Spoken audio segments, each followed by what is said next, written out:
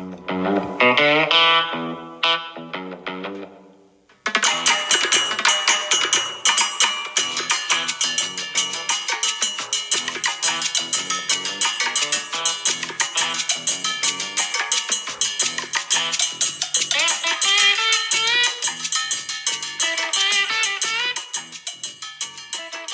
into the Fairgrounds Racing Podcast, Year 3, Episode 5. I'm your host, Chad Scheck-Snyder, and joining me in the saddle is Fairgrounds morning line maker and top clocker, Mike Diliberto. Mikey D, Happy New Year, and how is 2023 treating you so far? Pretty good so far. At least my health is great. Right? Yeah, it's not going to be a good year unless the health is good. That's for sure. But look, we got a lot of things going on this week. We got the Lecomte Stakes, one of the big days at the Fairgrounds, on the road to the Louisiana Derby. And obviously some of these horses are pointing for Kentucky for the Kentucky Derby. But this weekend starts Pool 3 of the Kentucky Derby Future Wager, and also kicks off that this weekend. They have upped it to 38 individual betting interests, along with an all others 3-year-old tab. Forte, who's going to be the 2-year-old champ, is 10-1. All others is 6-5.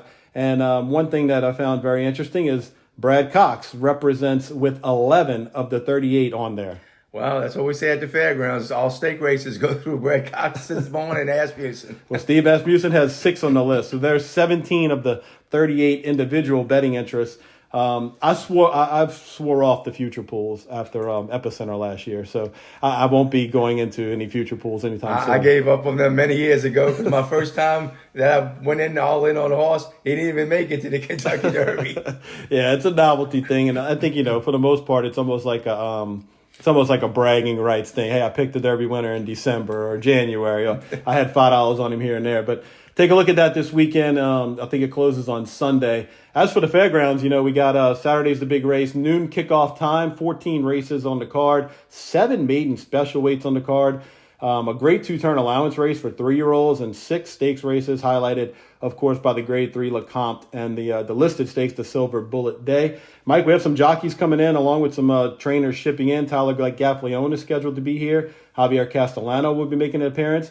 And Luis Saez trying to get some wins here. He showed up last month, Mike, the day after Christmas, some of those stakes races, and it didn't go very well for Luis. No, I did. Actually, his plane was late getting here, so he missed a couple of early mounts, and then the rest of the day he struck out, huh? Yeah, he went 0 for on the card here, and a lot of his horses took money. We'll see if he can change that around this time around. He's got some really good mounts on the card, but. Mike, we also got a couple local jocks here who are poised for the big stage, I think. Raylu Gutierrez is having a fantastic meet. Jareth Loveberry and, of course, Jose Rodriguez started off really hot. He's kind of cooled off a little bit. But, man, Raylu and Jareth Loveberry really coming to their own this meet and having a really good meet. Oh, and I tell you what, they work hard in the mornings, both of them. They're out there almost every morning. On the trainer side of things, the meet so far has belonged to Brett Calhoun, veteran horseman, over 3,000 wins, 23 wins out of 70 starts. He's in front of Brad Cox right now, but I think about 8. And Calhoun's got 4 in on Saturday. Cox will be in 8 of the 14 races. So this is probably what Cox makes his move or starts to make his move. But, going back to Brett, Mike, you and I have been friends with Brett a long time. Good for him, and his horses have run really well here at the meet. Oh, everything he's been doing is right. He's got a very variety of horses where he's got a lot of Louisiana breds that actually doing really good this year, middle class claimers, hyper. So he can win in all spots. Where Cox is kind of listed to the bigger races, but Brett he's got horses where he can run every day, and hey, he's got them all going good. I know that barn's hitting on all cylinders. No, they're doing really well. And even without the turf, Brett, he won a lot of races the last few years on the turf, and we haven't had many turf races this year. So a lot of his horses are doing it on the main track. Saturday's card, kind of to start out, we got 3 races, I think, scheduled for the turf. You got the 5th race, which is the Marie Krantz for older fillies and mares. The 8th race is the Colonel E.R. Bradley for older horses. And the 11th race, the Duncan F. Kenner Stakes for older horses. That's going to be sprinting on the turf. But we are expecting some rain in the forecast, and the bulk of it could be later in the day, which could jeopardize some of the bigger stakes races, Mike. But that's something else to keep an eye on. Oh, exactly. You won't know until the middle of the day, if they're going to be on the turf or off the turf. We could end up in a situation where the Marie Krantz being the the fifth race on the card actually makes the turf, and then they take it off. So it's going to be kind of a hit and miss all day. Kind of pay attention to Twitter, pay attention to what those guys are saying on the air, Joe Christopher and Kevin Kilroy, because you don't want to get caught in that situation where you bet a pick 5, and then the races come off the turf, and you handicap for turf, and then there's scratches, and it's a nightmare. So kind of be careful what you do during the day. Watch for the news, late breaking news, kind of stuff like that. And the Marie Krantz race is definitely a key race in every sequence because it ends the early pick 5, but it also starts the middle leg of the pick 5. That is a key race. So, the wind is also something to watch for. I noticed the winds could be 20, 25 miles per hour, and it could be an east wind, Mike, which will be a headwind coming into the stretch for the horses. In your estimation, how is that from a handicap perspective? Do you want to draft more if you're a jockey and then wheel out in the lane, try to stay behind horses? You got that 20-mile-an-hour headwind coming down the stretch. They look like they run in slow motion sometimes. Oh, yeah, you're right. Oh, no, they do slow down when it's hitting them in the face. Is there anything to delve from that, handicapping-wise? I guess you just have to watch a few of the early races and see if it's playing closers or speeds, it holding up. How has the track held up the last week or so? Because I know we talked about earlier in the week it was very speed favoring. Is it still that way, or has it evened out? It's kind of evening out. It's been pretty fair the last couple of weeks. It seems like it's you can win from off the pace, you can win from outside. But if you got the speed in the rail, you still got a good shot. Right. I think the rail has been really good and give some extra mention to those horses that can be on the rail. Well, we have a lot to cover, and we're going to go do some handicapping here, a little different. We're going to start in the back of the card. We're going to start with the Lecomte Stakes and work our way backwards. The Lecomte is a $200,000 purse, offering up Kentucky Derby points. 20 points to the winner, 8 for second, 6 for third, 4 and 2. So 5 spots down is going to gain points in this race. 28, 6, 4, 2. It's a 7-horse field, mile and a 16th. We do have a scratch in there. Take out, I believe it's a 7-horse, right, Mike? It's right, 6-horse, yeah. A 6-horse Itzos is coming out, so that's going to drop it down to 7. Here's some pod trivia for you, Mike. How long has the Lecomte been a Grade 3 race at the fairgrounds? You're stumping me on that one, but I would say as far back as probably late 80s, early 90s. So everybody I've talked to, nobody's gotten within 5 years of this, and a lot of them have said kind of the mid 2000s, late 2000s, since 2003. Just 2003. So this is the 20th year. You know what? It took a long time for our horses to get the respect that they deserve. Because, back in the late 70s and all, we had horses that ended up favorites in the Kentucky Derby and everything running in the Lecomte and the other races. And Master Derby and Colonel Paul Honeymark. Silent King was a horse that ran. It was the actual favorite in the Kentucky Derby. He didn't do any good, but he was the favorite. Yeah, Lecomte certainly has a long history. We jokingly referred to it as a Preakness prep, right? Because Oxbow came out, won the Preakness from the Lecomte, and War Will won the Lecomte, won the Preakness. Epicenter finished second here. Master Derby won the Lecomte and won the Preakness. So he won the Risen Star and Louisiana Derby. He got left in the gate. The gate didn't open in the Lecomte. We told that story. That's right. Right. We told the story. Another horse who finished second in the Lecomte was Risen Star. So yeah. Risen Star went on to win 2 legs of the Triple Crown, and Risen Star 8 for 11. Do you remember who beat Risen Star in the Lecomte? Yeah, I have to think about it. Yeah, that was hard. Didn't do much after that either. You are correct in that. The horse's name was Pastorellis. Pastorellis, yeah. Pastorellis for Carl Bowman. Pastorellis raced 10 times as a 3-year-old that year, and that was his only win, was the Lecomte. He went on, this is kind of funny, he went on to start 63 times, had 7 wins, 11 seconds, 11 thirds. He ran all the way to 1993. He made $147,000 the hard way, running 63 times. He beat Risen Star. Risen Star made $2 million in 11 starts. Right. So it goes to show you that a little bit of something there about the Lecomte. So, like we said, Itzos is scratch, leaves a 7-horse field. Mike, Instant Coffee. You went to Instant Coffee, put him as the morning line favorite. I think that's where that's going to end up for sure. He's the Grade 2 winner out of the Jockey Club at Churchill. 5-2 in the morning line, a horse that likes to come from off the pace. How do you see this race shaping up? And Instant Coffee, is he one on your ticket that you're going to lean on, or you think Instant Coffee can get beat? Barry Cox is my ticket I'm going to lean on. I'm used both of them. Instant Coffee, you can't. You got Sayers aboard. He's looked like an improving horse, working good, and, he won the Grade 2 last time out. So, he's definitely probably the favorite and the one to beat in here. But Brad's other horse, Tappett's Conquest, if he runs in here, he's been working phenomenal in the mornings. He's another horse that's, only made 2 starts, but been working really, really good in the morning. In fact, back on December 24th, a minute and two. They went 47-3, a minute and two. He worked in company with Victory Formation for Brad. Victory Formation went back and easily won by 3 lengths the Smarty Jones Stakes at Oaklawn. Then back on January 8th, when he worked 101-1, head up with Verified, he came back and won easily at Oaklawn. So he's been working with some really good horses and doing really well. I'd use both of Brad's horses in there.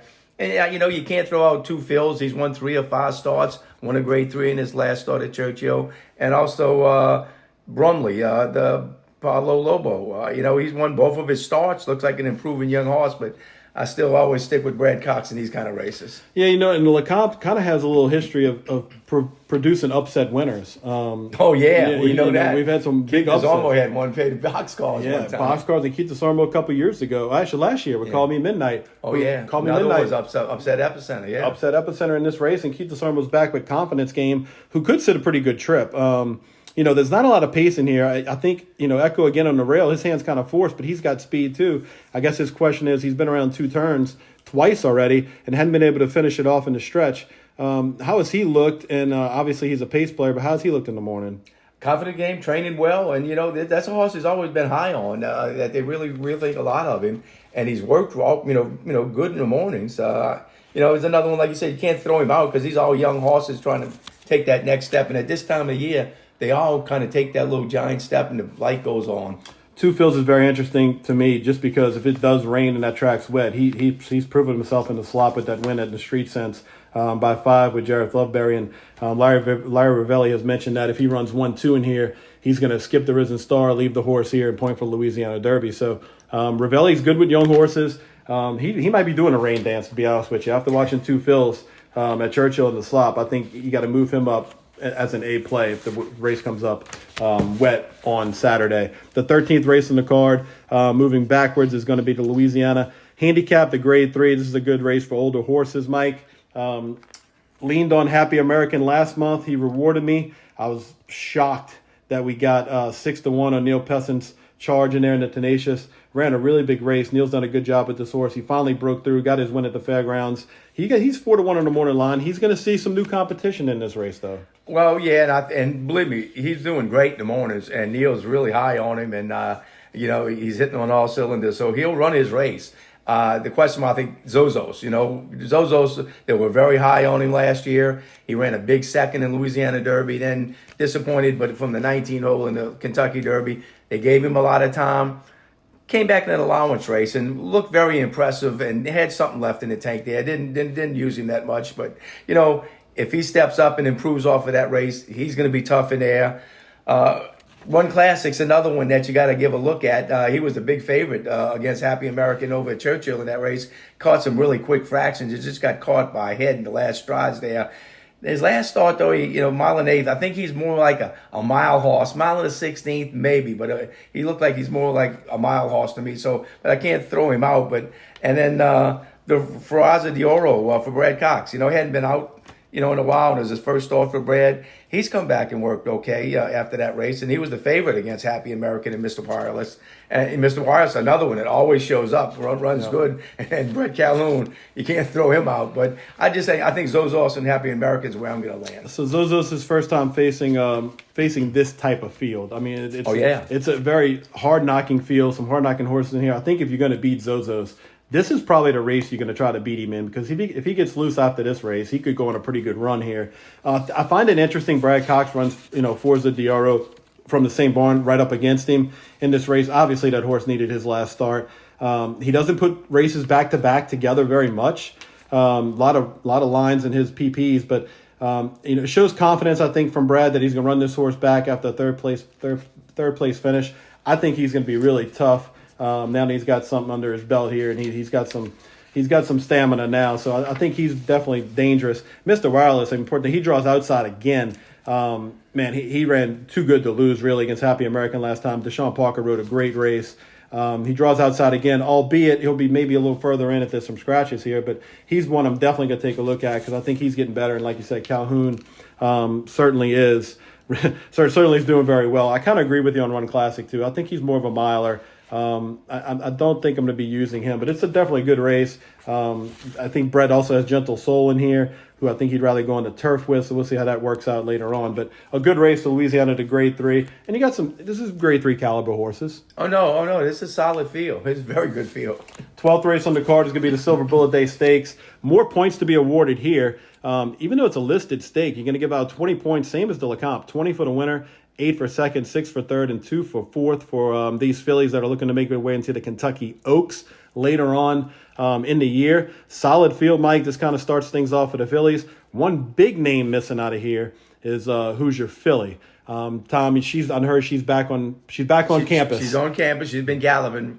Probably will be working in the next several days. Okay, so she hasn't officially recorded her work yet? No. Okay, so she would certainly be a huge favorite in this race, and she's probably going to be a huge favorite in the Rachel Alexandra. But these horses are going to look to take her on if they come out of this race very well. Brad Cox is throwing hammers in this race as well.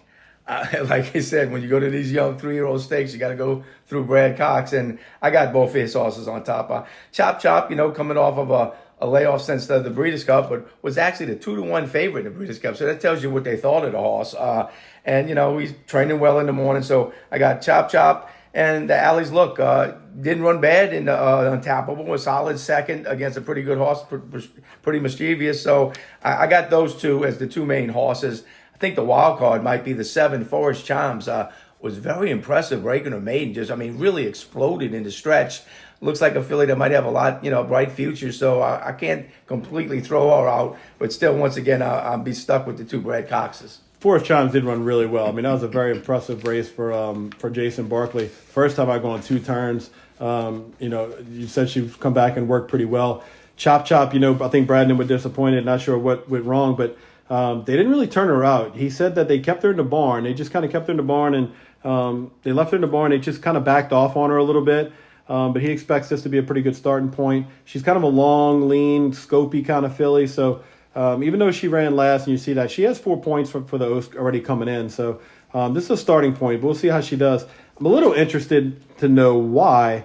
You got Luis Saez now riding the Alley's Look, and Giroux, who rode the Alley's Look all 4 starts, he jumps over to Chop. So, Rosario's off, not coming here, obviously, but Giroux's going to take over, and Chop's been out 4 times. This is the first time Florence Giroux's going to ride her. Yeah, well, obviously he must think that's the better of the 2. I would think, yeah. You can read into that, kind of what you want. But there's some interesting race here. You got the Louisiana bred, Nora G., who's been a welcome surprise on the circuit. Good to see Louisiana breds try this kind of race. And you know what? I think she'll stretch out okay because she finishes up pretty good. But still, it's a big jump in class from what she was facing to what she's facing here. Lacrette won this race last year at even money, but only picked up a mid-70s buyer. So, this race right here, a lot of these horses have already run mid-70s to 80s buyers. So it's got a little bit of class to it. You got to think. Interesting set of fillies here. We'll see who comes out of this race to take on the likes of Hoosier Philly probably next month. So Brad Cox holds the hand in that one. The 11th race on the card is a turf race. It's the start of late pick 4 as we work our way backwards here. Hoping to get this one on the turf, Mike. We're going to go ahead and handicap it for the turf, but I also want you to maybe give me an opinion on who you think might be the best dirt horse in this race. And obviously, I think it might be Banco if this race comes off. Him and Surveillance. They're Surveillance feeding. If the race comes off, those 2 look like standouts. Well, I can't say standouts because Manny Wild can pop up and run good on the dirt, too. He can go either way. Good luck figuring Manny Wild. I cannot figure that horse out to save my life. He fires big when he fires, and then sometimes he kind of puts a little bit of a dull race. But, if it's on the turf, Manny Wild, proving that he can win on the turf. He's got to win in 2 seconds and 5 starts at over 100,000. His last race, kind of a little bit of an even race, didn't really show much. But before that, he was only getting beat 2.5 in the Breeders' Cup Sprint against Elite Power and CZ Rocket. And he ran well over the turf in a couple of starts. So I would think him and Anguston. This is another crazy horse that he obviously has a lot of problems, but they've managed him where. Last year, he only ran, he takes a year off. Right. And then they get him ready for that one big effort. And, he beat Born Great, a really solid 5.5 turf horse last year off of a long layoff, over a year layoff. Right. And, he's been keeping good company in his career. Extravagant kid, totally boss, fast boat. Those are all graded stake horses on the turf. So if they got him back to where he ran his last start last June, no surprise if he pops up and wins in this spot. So I really think either him or Manny Wall probably gets the money here. On the turf, I tend to agree On the with you. turf, It on really, the turf. it really is crazy that Anguston's back here. And I looked, I said, man, where is that horse? And I started with people. I'm like, that's where I know it from. He's 8 years old now. Yeah. He's had one start in 2 years. Right, he's been around. Yeah, it's crazy. And Evan Singh's obviously a horse we're kind of familiar with. Broke his maiden here at Fairgrounds back in the day. Hasn't been seen since Keeneland. The course might play well for him because he's a deep closer. Man, the closer's been having a great run on the turf right now. Really wide too, right? Yeah, that sweeping, outside and wide, yeah. outside sweeping move. So the Duncan Kenner Stakes used to be on the grass. The Duncan Kenner used to be a sprint on the dirt. Used to be on the dirt, right? So it's on the grass, 5.5 furlongs. Could end up on the dirt on Saturday. We'll see how that goes. Check for scratches in that race. The 10th race on the card is maiden special weight, mile and the 16th, one of the 7 maiden special weights on the card, Mike. And this is a good one. Going 2 turns, 4 3-year-olds, full field here. We get to see Mobster again, who we saw last month, run second to Banishing. I believe you got Mobster, the morning line favorite, at 3-1. Well, Luis Diaz and, Mark Cassidy, he said he's got a race over the track. It wasn't a bad effort, a solid second against a runaway winner. And it was a pretty deep maiden special weight field. So, I think he's going to be tough in there. Looking at some other horses, Asmussen's got Quiet Dan, been here the whole meet, been working with another horse named Conquest, Curlin's Conquest. And so you got to think, watch that horse earlier in the card. If he runs good, then this horse will probably pop up and run good also. The one horse on Asa, this is a little question mark horse because I'm surprised he's not on Lasix, but I guess they must think they still could stay on that, Triple Crown trail with this horse. He came here and worked really good the other morning, 48 flat. So, I got to give him, a little bit of a look in here. Really, to me, there's about 5 or 6 of them he can play in here. Baseline Beaters one, I think everybody saw a couple of bad. He was kind of a trip horse coming out of people's stable mails, and they bet him down last time at favoritism for Besson. But he bet him down to favoritism against that Mike Stidham horse, and he just didn't fire. Nothing went kind of right for him that day. He comes back here. He's got kind of a late kick to him too.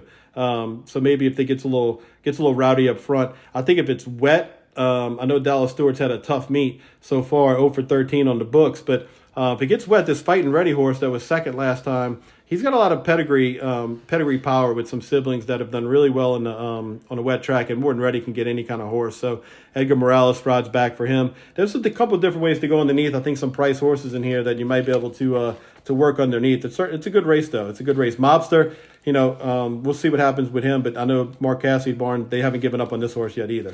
Oh no, he figures as well, but this is a pretty even base race. I think anybody can win.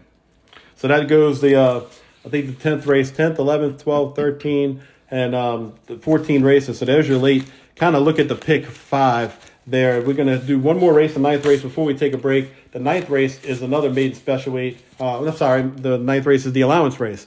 It's the mile and the 16th. Rivaling the Lecomte, Mike, and the Fairgrounds likes to do this on big days. They'll put the 3-year-old allowance race on the card alongside the stakes race, which is the Lecomte. Don't be surprised if we see something a little quicker in here than maybe in the Lecomte. Oh, no. This race is, to me, a lot of these horses would be some of the favorites in the Lecomte, right there on the program. Banishing was extremely impressive winning back on December 26th. I mean, he just drew away and won for fun. So I got to think he's definitely one of the ones you got to beat in here. Tappett's Conquest, like I said, I think he's going to run in the Lecomte later on in the card. If he happens not to and runs in this race, I think he'll be double tough in there along with Banishing. And Invulnerable, Joe Sharp's colt, training really well here. They shipped him over to Oaklawn, and he set all of the pace and end up with a solid second that race. Come back and has worked really well here at the Fairgrounds since then. He worked 47 and 1, 59 and 3, which was the bullet on January 7th. Came back with another bullet minute flat. So he looks like a horse that's improving.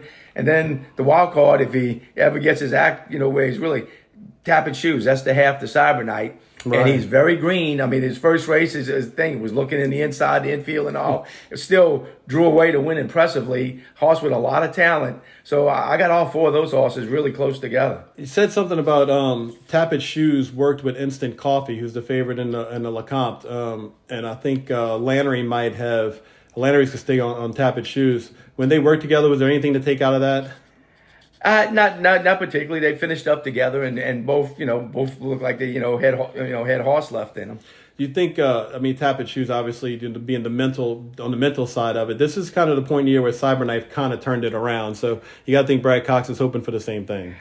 Well, and Brad's out there every day, all the way till 10 o'clock, even when they're not working, watching and paying attention to what they're doing. He's really, really, really astute with what he looks at. Yeah, this is a key race because if Vanishing doesn't win here, it really opens things up in the multis. Yeah, because he'll get a lot of action. He's going to definitely be leaned upon. Invulnerable kind of scares me. That's a horse that they all say, oh, let him get loose, we can chase him down, and he kind of keeps running. So we'll see what happens on that race in the 9th race. We'll go ahead and take a break right here. We come back on the other side.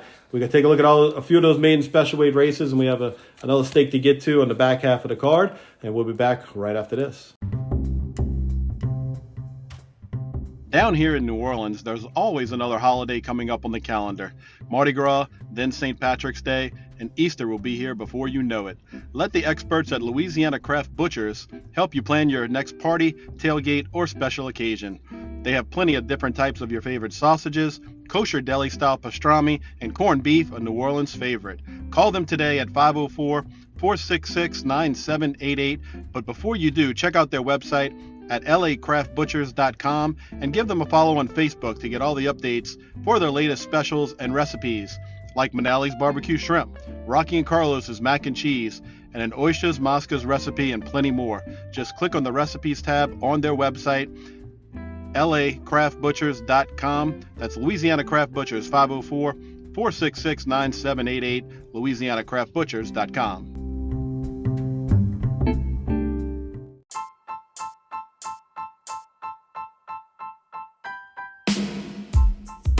If you like to bet on football, college, and or NFL, please check out the website, www.meatandpotatoesusa.com.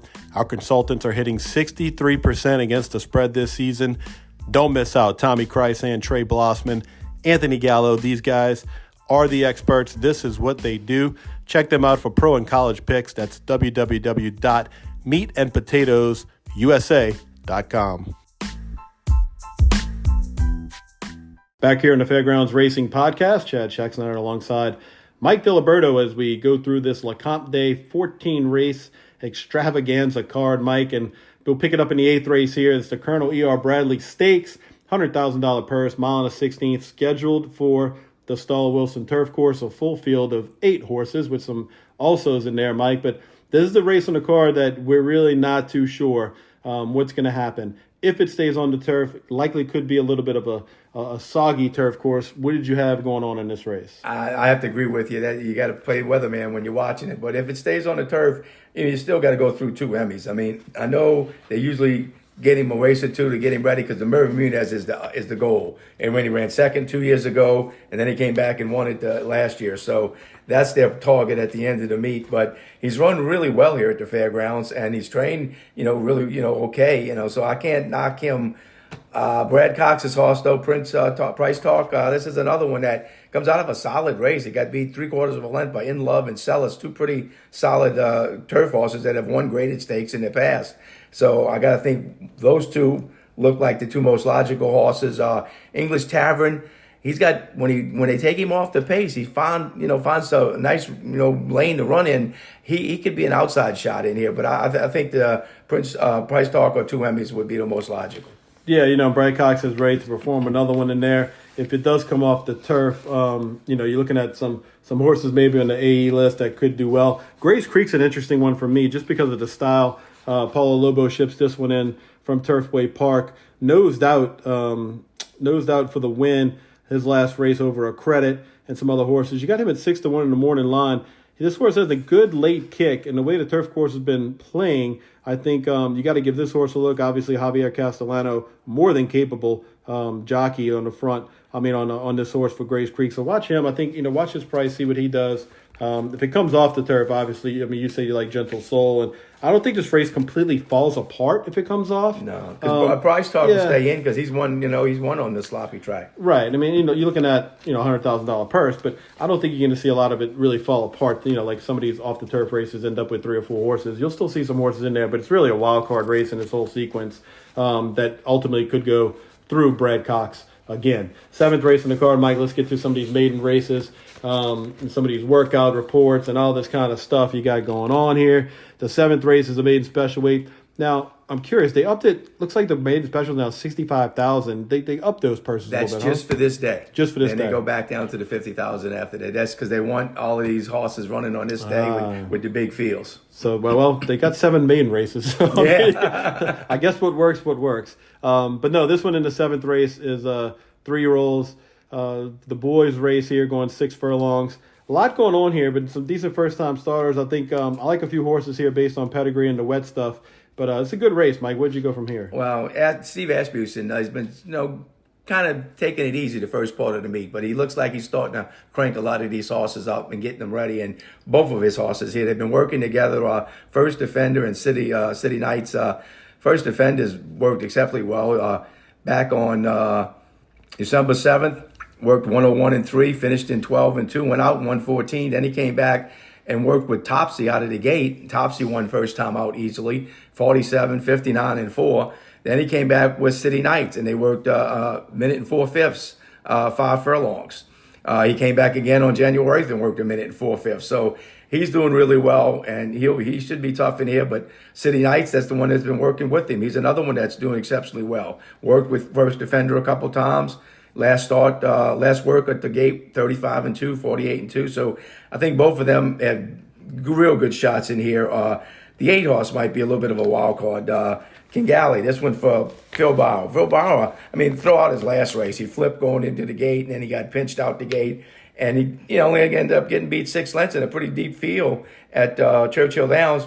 Came over here after working 59-4 out the gate at Churchill, came over here, and his first work, he went 48-3, and he worked with an older filly named Minute Waltz, was a pretty solid allowance horse. So that was a good work there. And then came back in a set of 4 and led the group there, and in 48-3. So there was 3 or 4 of them together, but one of them, he was going pretty easy. So I got to think he's got a chance with Corey, but that's the 3 that I look at. So this race obviously is 6 furlongs. Do you think a horse, looking at First Defender, he's quality road out of an APND mare. This horse has got to relish going 2 turns. And you look at City Knights and City of Light, Unbridled Song on the bottom. So obviously he's got some good pedigree there. But to me, First Defender, his game's going to be going 2 turns, you would think, right? Oh, I would think, but I guess this is a way to get him started, and then they'll stretch him out, in the next races and see if they can get him on that 3-year-old trail.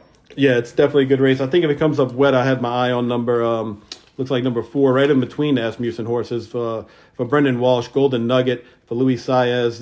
Didn't show anything really, just kind of chased around there. First time out back on December 16th. Didn't really fire too much, but has got 3 works back since that race. Not sure who they've been working against, but I know in the pedigree, if it comes up wet, I'm going to use this horse. He's got a lot of wet underneath siblings that win and run big races, big buyers. They paid $350,000 for this horse out of Mendelssohn. Has he looked okay in the mornings off of that first time out? He's trained. Yeah, he's trained fine. Yeah, so you're looking at J.R. Phelps has a horse with Gutierrez up in here. A first-time starter, and Michael Tomlinson's on the rail with James Graham. Them two, they don't win. They don't run. Tomlinson doesn't run a whole lot here, and he doesn't have a lot of stats with jockeys here. And they didn't bet this horse at all first time out. And he hit the board at 42-1. So I know he showed speed that day, and I was on a track that was a bit of speed favoring. So we'll see. We'll see what happens in that race. But certainly, you hear Cox's name and Asmussen's name, and this maiden race might go through Steve's barn on this one. The 6th race on the card, the mile and the 16th, 2 turns here, and this one's for the fillies, Mike. 3-year-old fillies just turned 3-year-olds. So you see all the Lasix numbers on here. What'd you do in this race? Well, Brad Cox comparative. This filly here, she was 6-5 favorite in the maiden special weight back on December 31st, and ducked in right out of the gate and lost Kobe Hernandez. So obviously I was getting Lasix for the first time. Obviously was well thought of. Had run, 3 decent races going in that, and with the addition to Lasix, I think that's why she got bet down so much. So I got to think she's going to be, Luis Saez is aboard. Got to think she's going to be the favorite, and definitely one of the ones you got to beat. There's 2 or 3 other ones. Great for Eloise, for Tom Amos, stretched out last time. Didn't run bad. Forrest Chimes just exploded that day, but she ran second. I think a wild card in here might be Allure Min. This one from the Chris Block one. They taking the blinkers off. First time out, really wasn't that bad of a race. Made a middle move and, challenged after a half and then got tired and then backed up. But come back here at the fairgrounds. I gave her some time since September 6th and worked pretty well 3 or 4 times in a row. Been knocking, right there with some solid works. I got to think, she's going to run well, and she's got the inside path, and she's got speed. I think she's going to be very tough in here. Spartan Queen, she comes out of a race where, Amber Cascade, obviously they think enough of her for that win that day. She's going to run in the Silver Bullet Day. And that was the first time started at, ran second. So she got to figure to improve some off of her seconds with her second start. So I got to think she's got a chance. This is a really competitive field. Yeah, Grapes of Eloise, I'm not afraid to say I needed her for a mint that day in the last race. She was 8-1, and man, at Forest Chimes horse, I just didn't see that coming. I didn't either. I didn't see it coming, and we really liked the Amos horse in there, and didn't run 8-1, ran really well for second at Forest Chimes. Now, going to the Silver Bullet Day too. So I think second time going 2 turns here. This one for Tom's top man, Joel Politi. I really think this horse, going back to her. I don't think we're getting 8-1 again on her, but I think this horse improving second time out, going 2 turns, is going to be dangerous. What did you have anything on Cushy? Because Cushy's kind of a Cushy first time out going a mile and 16th. That wasn't a bad effort running third. And they were bet. I mean, she was working good. She was working fine for Mike Stidham, and and Mike's going to put blinkers on her. Obviously, he saw something that he wanted to improve on because she was a little green, through the stretch and all. So. No surprise if she pops up and runs well. Nice group of maidens there in the 6th race, the fillies, going 2 turns. 5th race on the card is the first turf race. It's the Marie Krantz Memorial, mile and 16th on the turf. If the rain holds off, this is the turf race you're probably going to get in, be it a little wet. So I would think they're going to start the day unless something really terrible happens in the morning with rains just coming down. I believe they're going to definitely try to work this race into the mix on the turf. It's a very key race. It ends the early pick 5, starts the second pick 5. Field of 8 with some also eligibles and some horses in here, Mike, that have had some trips around the track. And Charlie's Penny there was on the dirt last time, and she ran a solid third, beating the favorite that day. But she's shown that she can handle the turf. She ran second in her only start, back as a 3-year-old on the turf. So I got to think she's got the one, probably the one to beat on either surface, I would imagine. Wave of Goddess, this horse here ran a bang-up race just to get outrun in a final stride by Olivia of the Desert in the last start. So if she runs back to that race, no surprise that, she should be right there. Miss Speedy's another one that, been, running well up in Woodbine and ran okay, down when come back to that, working okay. They're shipping her in, so obviously they must think this is a spot for her because she's been training down in Florida. And Lake Lucerne, this is another one that doesn't like to win anymore, but she was right there in the race where she only got beat 3/4 of a length. But I got to think Charlie's Penny would be my logical horse. Charlie's Penny, a Wave of Goodness. I really like that last race from her in the Blushing KD. She really showed a lot of gameness, hanging in there with Olivia the Desert. Had all the momentum in that race, coming down to the wire, and I thought this horse dug in very well under Mitchell Morrell. I'm going to give her another chance in here, probably as my top pick. Fancy Martini's been real good to me. Had her on Louisiana Derby Day last year as a long shot special, and we cashed on her at 16-1. So I got nothing bad to say about Fancy Martini, other than she's one of those horses that runs good, runs bad, runs good, runs bad. And she ran bad last time, so maybe this is her good time to run again. We'll see. She draws the rail, and I'm not sure being on the rail is kind of a claustrophobic spot for her. We'll see if Graham can move her out and get her, kind of in the middle of the track as they come home. But, Graham rode her at Keeneland 54-1, 2-back, so he knows what to do to win on her. She's interesting to me. These turf races, like we said before, there's only 7 horses in here. You might see some people, if they can get through some of these main races, hit the all button and hope for the best. But we'll see. It's an interesting race there in the Marie Krantz Memorial. 4th race on the card as we work our way back is a maiden special weight. This one's for the fillies going 6 furlongs. Full field up in here too, Mike. So what we got going on? This, in my opinion, of the 7 maiden special weight race is the deepest field. There's a bunch of them been working really, really well. When you see your morning line with 6-1, 6-1, 8-1, 8-1. That's when you know, and you don't know which way the board's going to go. And you got all of the big outfits. Steve Asmussen's got 2, Keneally, Brad Cox, Amos, Phil Bauer. It's a really, really good race. LJ's Emma training really well. We had a very impressive 59-1 work back on December 29th. Came out the gate the next time out, went 35-3, 48-1, and galloped out, went 101-3 for that work. Luis Ayas comes in and takes that mount, so you got to think she's going to run well.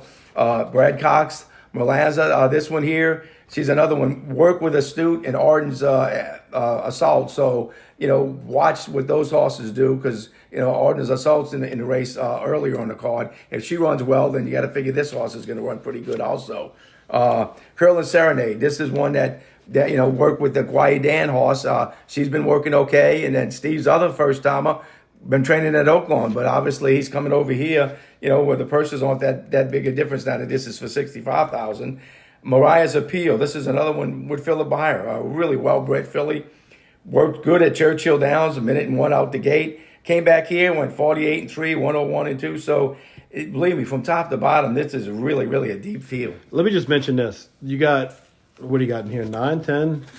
Looking at it, I don't have the numbers next to my PPE, but you got 10. 9 of them are first-time starters. How many times do you see everybody get enamored with these first-time starters and the horse with races under its belt ends up winning the race? And the horse with the race under his belt is the Amos horse, My Aunt Snooky.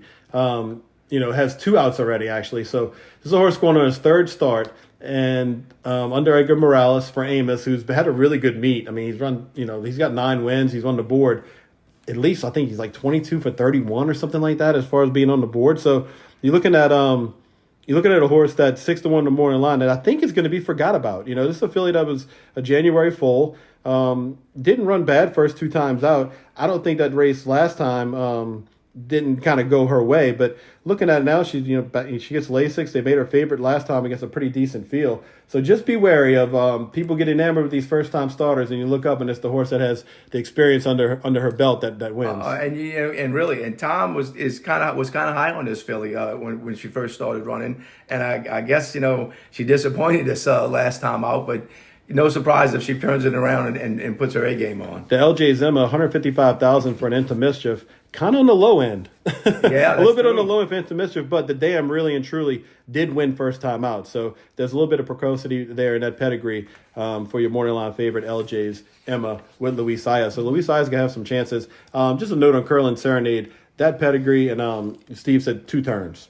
2 turns on that. So, I don't know, she's 8-1. She drew the outside. The 10 hole here at the fairgrounds, nobody has won from the 10 posts out in any sprint or distance races so far this meet. Steve didn't give you any words like he did last year that one of them's going to run 9-3, huh? This horse will run 9-3, and it did. And the horse beat him head. Yeah. So, no, there was nothing like that from Steve's barn this week. But the 10 hole, obviously not the place you want to be in any regard so far at the meet, having the Ofer tag on that. So maybe that horse is a 2-turn when Steve stretches that one out. We'll see. But, yeah, it's a tough race. But don't sleep on My Aunt Snooky, that's for sure. 3rd race in the card, mile on the 16th. This one for the boys, 3-year-olds here. And all these horses getting on their Lasix, Mike. And you got horses that have run a couple of times, some of them with 2-turn experience in here. You went for the 2-horse Spielman. I think you have that one at 3-1, and looking at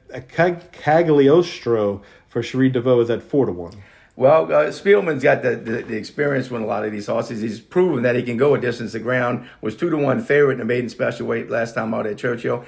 He's getting Lasix for the first time. So if he improves with the Lasix, you got to think he's going to be right there. But there's 2 or 3 other ones that have run really well. Caglioso, like you said, his first start wasn't a bad race. Kind of made a middle move and then title, but he's getting Lasix for the first time. Javier Castellano's going to be aboard, and he's been working very well in the morning. In the mornings. So I got to think he's got a chance in here.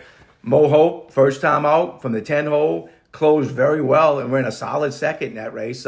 Looks like a horse that should enjoy the extra distance. I got to give him a look, but I'm going to land on Since You Asked. This is a horse that Al Stahl's pretty high on. He came back and he kind of got pinched a little bit and busted around out the gate. Was way back in last. Closed very well to finish a solid second and galloped out really good in that race. Came back out of that race to work on January 8th, 48-4. Finished in 35-4 with Royal Take Charge. Well, Royal Take Charge is an older filly. Colt, and he won the other day, Yeah. making him 2 for 2. So he's a pretty nice horse that he worked with and finished up right with World Take Charge. So I'm going to give him the shot to upset in this race and win. But there's, like you said, 4 or 5 of them that figure to run well. Yeah, the Cagliostro horse for Cherie DeVoe took some money first time out. And not surprisingly, up at Saratoga too, as a 2-year-old first, but it's really tough to win, and didn't run a bad race. I mean, was in there all the way to the end under Kendrick Carmouche. So she brings this one back. They pay a lot of money for her, $385,000. So you definitely got to give her a look. I'm just on, Spielman's one of those horses I just like betting against. So those just perpetual maidens that keep, I don't care whose barn it is really, but once you get 4 or 5 starts and you're still a maiden, you're still banging your head around maiden special weights. And getting bet. Those are the kind that I like to bet against. I think Silver Heist is a pretty nice horse.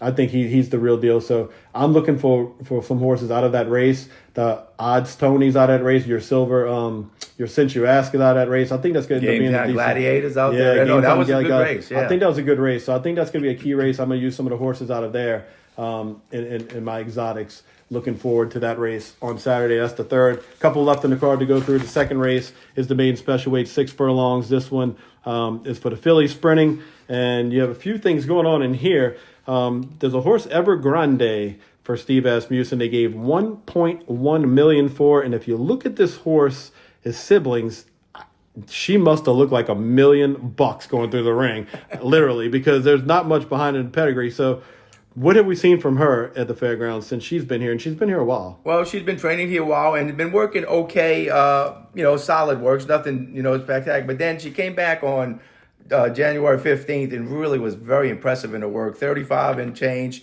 47 and 4 for the half mile, and really head horse. Wasn't even asking her. So I think that Steve might be having her cranked up. That was the plan to get her ready for this race. Brad Cox's filly, Orange Assault, another one, been working very solidly. She worked 35 and 1, 48 and 1, 101 and 2 with Astute, the older filly, and Malaza was a set of 3.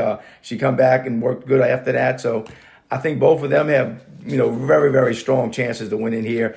Fiesta Bestas worked good for Joseph Phelps. Golden View, she worked with LJ Zelma. If Golden View pops up and runs big here, then keep an eye on LJ Zelma, because LJ Zelma outworked Golden View. So she's been working with her. She's got a chance. Sweet Child of Mine, Joe Sharp, another one. Got a couple of solid 5/8 works. Destined to Race. This might be a wild card in here. She worked with Spartan Queen, who ran second first time out. And she came back and, and looked like she's, might be a horse that getting Lasix for the first time might be something that she needed. So not an easy race. Neil Pesson's high on his filly, Sweet Alyssa, and she's worked okay a couple times. But I still think Asmussen and Cox is where you got to go. Yeah, and I like the Joe Shaw horse in here. This one's been working with Fancy Martini, who's out of his turf horse. But I think, this one's been, like you said, working good. Mineshaft not really known to get first-time starters to win.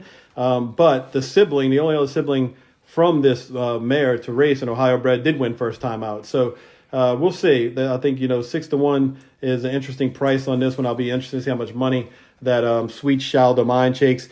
Don't sleep on Ichiban. That Ricky Corville at the bottom is going to be $1 million to 1. And I'm not saying she could win, but Clover Girl L, the siblings are now won twice, 5 starts, has a little bit of mud pedigree, half to Ava's Grace, who's greatest stakes placed. I know it's the late May foal, but Ricky Corville just pops up here, puts this horse on Lasix, been training out at Copper Crown. Going to be $1 million to 1. I'm just saying. One of those maybe for the superfecta or the try. But, I'm interested to see this $1.1 million horse for Steve Asmussen get started in the second race on Saturday. First race on the card is the Louisiana Breds. They usually kind of kick off the card. It's a state bred, made special way to get things started. Noon post time, like we said. What you got going here? No strong opinion here. New Destiny, she's had quite a few chances, 7 starts. She does has 3 seconds. And she did run a good race, set the pace against Nora G, who's a really nice filly. And, only got beat 2.5 lengths. So off of that, I'll give her a slight nod. Olivia G, that's Nora G's stablemate. She's several lengths slower than Nora G, but she come up with 2 solid seconds and much more than ready for Mike Stidham. Kind of got pinched at the start, was way back in 11th. Still finished up well and finished 3rd last time out. So I got those 3 as my most logical ones. Yeah, I just noticed much more than ready, bred by T&G Farm of Kentucky. You know who that is? Tom and Gail Benson. Tom and Gail Benson, that's right. The Tom's ready. You don't see many Tom's Reddies running around. The Mo Toms are doing very well, but you don't see too many Tom's Reddies running around. So Mike Stidham has a Tom's Reddy there, the La Bred. So I like Faucher's horse a little bit in this race too. I think the Coteau Grove horse here out of Bernardini. You don't see many Bernardini Louisiana breds running around either. That horse was bet to favoritism first time out, kind of pressed the pace and stopped. So we'll see what this one does here. Getting the Lasix 5-1 morning line there, and then Jake's horse 2 Jet for Set Hut, Corey Lannery. Doing some work at Copper Crown. The DeLone barn has been on fire. Won a race, I think, last week? Or yes, when was it? Last week or something. Very dangerous on the board. This was a 3-0 filly. They're getting started too. So that's your card for the Lecomte. We ran through it as best and as fast as we could with 14 races. The racing office, they're not doing us any favors. No, you're right. Let's get to best bets. Kind of a recap of that. Best bets and long shots. Last month I was both seconds. Long shot second. That Secret Vista horse was about 12-1. Broke my heart running second in the starter, the handicap. But looking at it, what you got for us as far as best bet goes? I'm going to go in the third race. I'm going to go with Al Stahl. Since you asked, I just think this colt's going to love stretching out. So I'm going to make him as my best play. And for the upset, I'm going to go with, in the 6th race, the 1 horse. Lure him in. I just think he's training real well. I think, he, with the rail and the speed, could be dangerous. To me, best bet, everything goes in the 9th race to me through Banishing. I think that horse is so impressive. Taking the easy road, but I don't think it's quite an easy road. I mean, that allowance race came up just as tough as the Lecomte. But I think Banishing's the real deal. Let's go with him as the best bet. And the long shot, I think I'm going to stick in the 2nd race with Sweet Child of Mine. I know 6-1 in the morning line, but I think we're going to get closer to 10-1 on that horse. Joe Sharp does pretty good in these big days with these maidens, and we'll see if we can upset the apple cart in the 2nd race with Sweet Child of Mine. Well, that's all we got for you on the pod this time around. Mike and I will be back next month before the Risen Star to check that out. You can catch me on Twitter at ShexNola. Check out FGNO.com for Joe Christofek and Kevin Kilroy's updates. Mike, we appreciate it. Will you be out there on Saturday? Possibly. My friend AJ Peretti is going to be in town, so I told him I might come out and visit with him. You're not a really rain guy at the track. If it rains, you usually stay home. Usually I'm doing the line for the next weekend's races, so I'll be having to do next Saturday's races tomorrow afternoon. So that's what I'll be doing. There you go. There you have it, folks. Appreciate you joining us. Check us out on the web and all your podcasts and tell your friends about it. Good luck at the races on Saturday, and we'll see you next time.